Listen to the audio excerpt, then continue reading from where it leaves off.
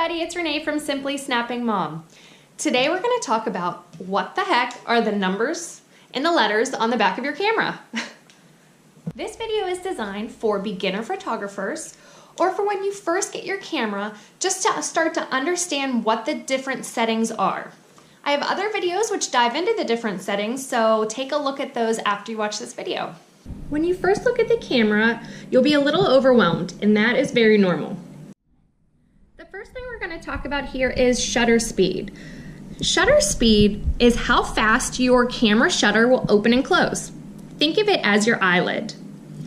If your camera has a very fast shutter speed, so like a higher number, like for example 1/500 seconds, then think of it as blinking very fast. You're not going to let in a lot of light, but you will not capture any movement blur because it is only open for a very short period of time.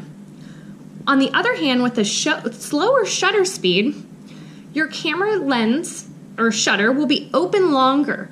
It will allow for more light to come into your picture so you can get better pictures in a low light situation. However, since it will be open for a longer period of time, you'll be able to capture a lot of movement blur. So if your subject is moving on a slower shutter speed, your picture will turn out a little bit blurry. You can see here that if I move this dial, I can change the shutter speed. So I can make it a fast shutter speed, where I'll be able to capture no movement blur, so great for action shots. Or if I move it down, it'll let in more light, but the picture could be blurry. But you can see that by moving this dial, I have the control over my shutter speed. Next, we're going to talk about this number right here, the f-stop. It controls your aperture or your depth of field.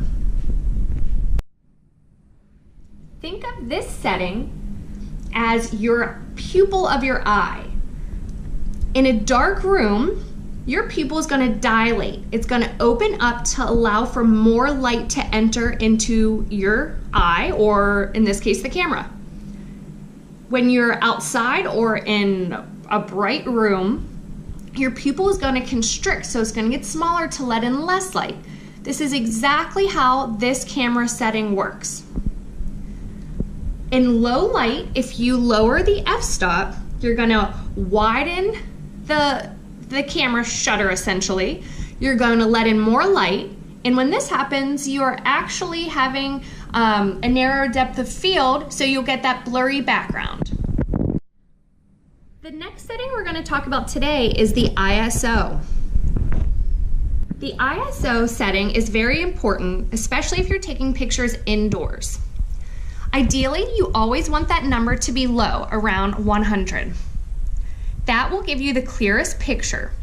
However, in a dark room or low light, you can increase the ISO, and you'll be able to take much better pictures in a dark setting. However, there's a trade-off. When you increase the ISO, the picture will get grainy. Now, we just went through the three main camera settings. Now I'm going to just briefly touch on some of the other important settings in your camera. This setting is your white balance. Your white balance you can think of as controlling the color of the light. For beginner photographers, it's fine to keep it on auto. I still often keep mine on auto. However, sometimes you may have to adjust it based off of the room you're in. For example, if there's a lot of fluorescent lights, you may have to change your white balance so that your picture does not look yellow. This is your focus mode. This will determine when you press your shutter and hold it down, basically how many pictures it will take. If you keep it on single, it's going to take one picture when you press and hold down your camera trigger. Since I'm usually taking pictures of fast-moving children or action shots, I like to keep mine on continuous mode, or sometimes called burst mode. This will allow for the camera to continue taking a picture while you hold down the shutter. Your autofocus area mode is what will determine where your camera is going to focus on. So if you look through your camera, you will see like a pattern, and a red dot will move around as to identify where your camera is focusing. If you have it on single point, then you will select one point that your camera will focus on. That is what I use for all of my pictures. I hope this brief overview of your camera made snapping a little more simple for you. To get more information on these settings so that you can really start to learn and practice, please take a look at my other videos. Thank you.